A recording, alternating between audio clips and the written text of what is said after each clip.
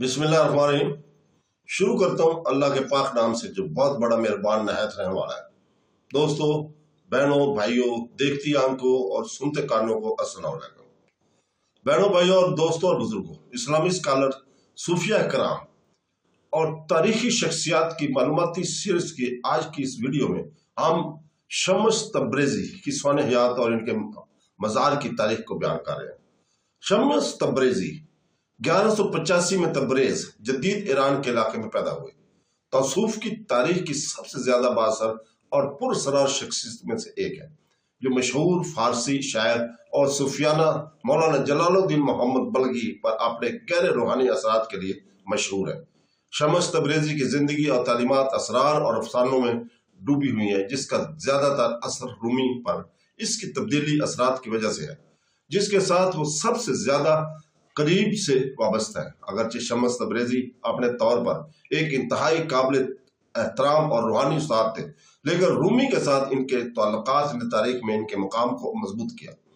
तदरीस के अपने गैर रवायती तरीकों के लिए जाने जाते हैं शम्स ने रूमी की रूहानी रफ्तार में गहरा रद्दोबदल किया, जिसकी वजह से रूमी अल्लाही के साथ गहरे ज्यादा जाती तल्लुक की तरफ ले गए।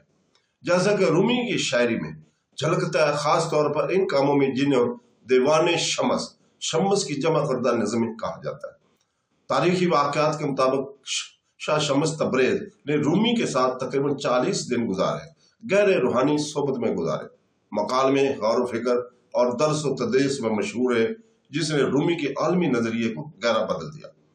ताहम शाह शम्स तब्रेज़ी की जिंदगी मुसलसल हरकत और इसरार से अबारत थी। कुनिया में इनका वक़्त जहां वो रूमी से मिले मुख्तसर और हगामा खेज था।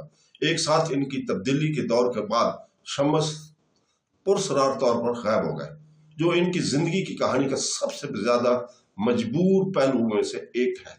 कुछ अकाउंट्स बताते हैं कि शाह शम्स तब्रेज़ को मार दिया गया या फरार होने में मजबूर किया गया।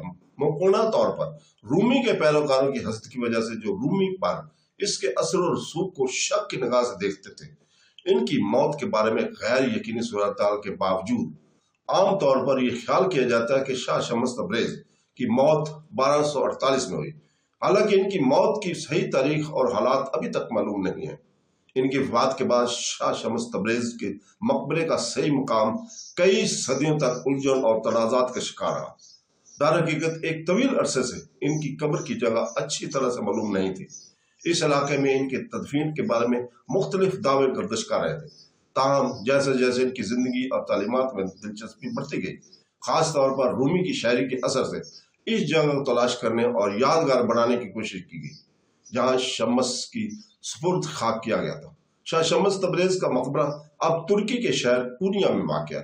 ये शहर रूमी और इनकी तालीमात का मुतरादफ बन गया चुका है।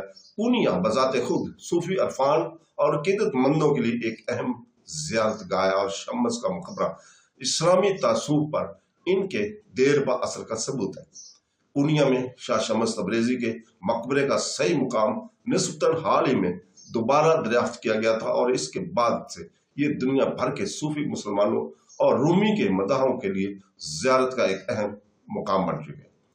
मज़ार, जो कि शम्स के नाम वक़्फ़ के एक बड़े कम्प्लेक्स का हिस्सा है, एक पुरअमन और पुरसकून जगह है, जहाँ ज़ायरीन अपनी तज़ीम देने, रूहानी सुकून हासिल करने और शम्स तब्रेज़ और रूमी की तालीमात और गौर करने के लिए म्यूजियम के करीबी करने के लिए आते हैं। ये मकबरा वाक़या है जो रूमी की जिंदगी और कामों के लिए भी वक़्फ़ है, और दोनों शख्सियात के एक दूसरे से जुड़ी रूहानी मेरास पर मजीद जोर देता है। मज़ार की एहतियात से महफूज किया गया है और वक़्त के साथ साथ इन तोसी की गई है। ये एक ऐसी जगह बन गई है जहाँ रूहानी मतलाशी और उलमा दोनों गौर फिक्र और सब सीखने में मशगूल हो सकते हैं। मज़ार बजाते खुद एक आर्टिकल जो आबर पर वाक़या है, एक सादा लेकिन खूबसूरत डिजाइन के साथ जो शाह शम्स की तालीमात की रूहानी सादगी और गहराई को ज़ाहिर करता है।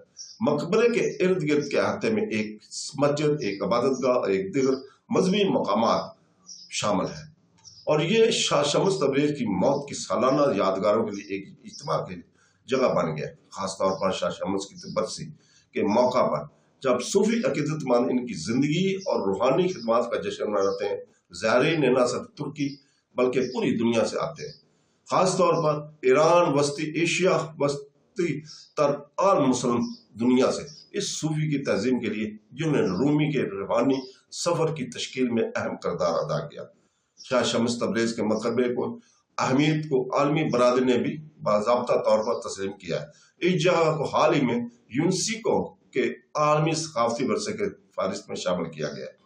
یہ پہچان شاہ شمس تبریز کے روحانی میراث کی عالمی اہمیت اور ان کی تعلیمات کی لازوال اثر کا ثبوت ہے۔ رومی کے کاموں کے ذریعے شمس کی تعلیمات صدیوں سے گونجتی رہتی ہیں اور دنیا میں ان کا مقبرہ ان لوگوں کے لیے ایک مرکزی نقطہ بن گیا ہے جو اس کی گہری روحانی بصیرت سے منسلک ہونا چاہتے ہیں۔ یونیسکو کا عہدہ انسانیت کے مشترکہ ورثے کے ایک ٹوٹ حصے کی طور پر سائٹ کے کردار کو بھی اجاگر کرتا ہے، ایک ایسی جگہ جہاں تصوف، شاعری اور روحانیت آپس میں ملتی ہیں۔ تو دوستو، شاہ شمس تبریز کا انتقال 1248 میں ہوا اور ان کا مقبرہ جو ترکی کے شہر کنیا میں واقع ہے، اسلامی دنیا کے اہم ترین روحانی مقامات میں سے ایک بن گیا۔ اس مزار کو ان لوگوں نے تعمیر کیا تھا جنہوں نے اس کی تعلیمات کا احترام کیا تھا، اور وقت کے ساتھ ساتھ اس میں بہت سی پیش رفت ہوئی، اور جس کی سب سے اہم پہچان حالیہ برسوں میں اس وقت ہوئی جب اسے یونیسکو کے عالمی ثقافتی ورثے کی فہرست میں شامل کیا گیا۔ شاہ شمس تبریز کی میراث رومی کے الفاظ اور ہزاروں زائرین کے ذریعے زندہ ہے جو بھی ہر سال ان کے مقبرے پر آتے ہیں اور جو شمس کی حکمت اور تصوف کی قلب کے درمیان ابدی تعلق کی عکاسی کرتے ہیں۔ تو دوستو، اس کے ساتھ ہی ہم کل تک کے لیے اجازت چاہتے ہیں۔ کل انشاءاللہ تعالی ہم اسی وقت شمس الدین احمد کی سوانح یاد اور ان کے مزار کی تاریخ کو بیان کریں گے۔